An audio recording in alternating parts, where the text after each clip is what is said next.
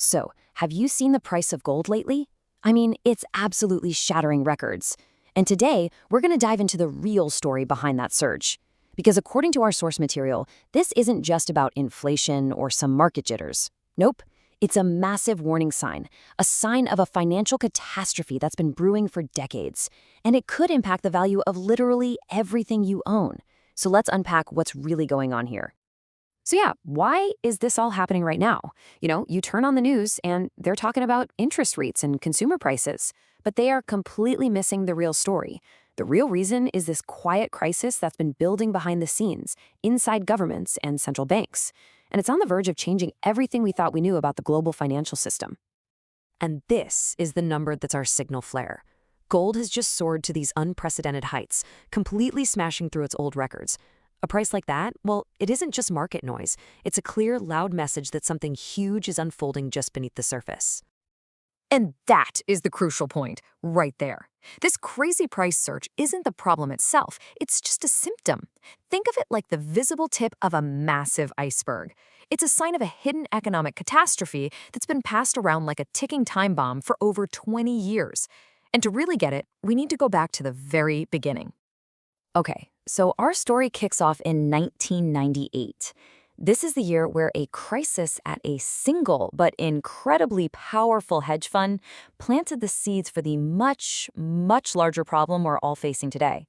You could say this was the first time the bomb was activated. So let's meet the players. A company called Long-Term Capital Management, or LTCM. Now, this was not just any hedge fund. It was run by a literal dream team of Nobel Prize-winning economists. Their whole strategy was seen as pure genius. They made these enormous bets, we're talking over $1 trillion worth, on tiny, supposedly predictable differences in global interest rates. On Wall Street, these guys were absolute legends. But then, the unthinkable happened. In August of '98, Russia completely defaulted on its debt, and it sent this massive shockwave of panic through the global markets. All of LTCM's genius bets just blew up spectacularly. And because the fund was so deeply connected to all the major banks, its collapse threatened to take the entire global financial system down with it. That's when the US Federal Reserve had to step in. But here's the twist. The Fed didn't save LTCM directly. Instead, it organized a rescue mission. It basically gathered 14 of the world's biggest banks, the very same institutions that would have been completely destroyed by LTCM's failure, and got them to bail out the fund. We're talking $3.65 billion. The system was saved, well, for the moment. Now, here's what's really, really interesting about this. The crisis wasn't actually solved. That ticking bomb, it didn't just disappear. It was simply moved. It got transferred from that smaller entity, the hedge fund, and was placed right inside a much larger one, the entire global banking system. The banks basically absorbed the risk to save the day. All right, now let's fast forward 10 years to 2008. That bomb, which had been just sitting there quietly inside the banking system, was now ready to detonate with a much, much greater force. This time around, the trigger was the US housing market. For years, banks had been handing out risky subprime mortgages to pretty much anyone who asked. All that easy credit created this massive housing bubble. But you know what happens next? Homeowners started to default, banks foreclosed, and the market was flooded with houses, crashing prices. The bubble burst, and financial giants like Lehman Brothers went completely bankrupt. With the whole global banking system on the absolute brink of total collapse, who could possibly save it? This time, the saviors had to be even bigger. National governments, led by the United States, had to step in with hundreds of billions of dollars in bailouts. They printed massive amounts of money just to stop a total economic depression. So you see the pattern? The bomb went off again, but it was just passed up the chain one more time. The risk was transferred from the private banking system to the public balance sheets of entire nations. The bomb was now bigger than ever before, and it was sitting squarely in the hands of governments. Which brings us to 2020. And the final shock that would push this whole crisis to its absolute limit. The COVID-19 pandemic brought the global economy to a screeching halt, forcing governments to absorb an economic blow like nothing we'd ever seen before. So, to prevent a complete and total meltdown, governments and central banks did the only thing they could do. They printed money on a scale that is just unimaginable. I mean, data from the Federal Reserve, which our sources highlight, reveals this astounding fact. Roughly 80% of all US dollars in existence today were created after 2020. And this wasn't just in the US. Governments in Europe, Japan, all across the world, they did the exact same thing. So here's the most crucial point of all. The bomb has been passed for the very last time.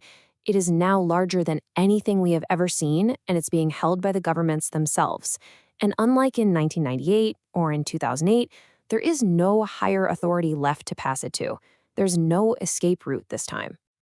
And this leads us to the fundamental, chilling question at the very heart of this crisis. Think about it. In 1998, the banks saved the hedge fund. In 2008, the governments came in and saved the banks. So today, when the governments themselves are the ones in crisis, who is left to save them? The answer from our source material is simple, and it is stark. No one. This is the endgame. And just look at the terrifying scale of this problem. The US national debt, it's over $35 trillion, and it's growing by $1 trillion every 100 days.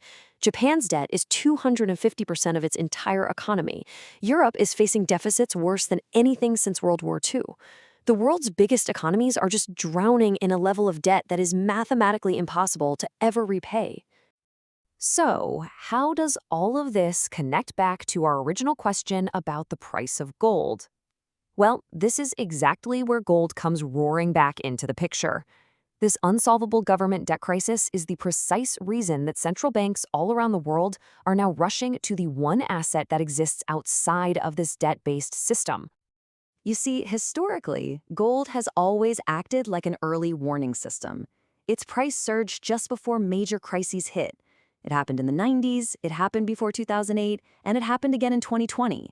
And right now, that warning signal is flashing brighter than it ever has before. And look, this isn't just some theory. Check out the data. The world's central banks, the very managers of the financial system, are buying up physical gold in massive quantities. And who's leading the pack? China, which added over 333 tons in just one quarter.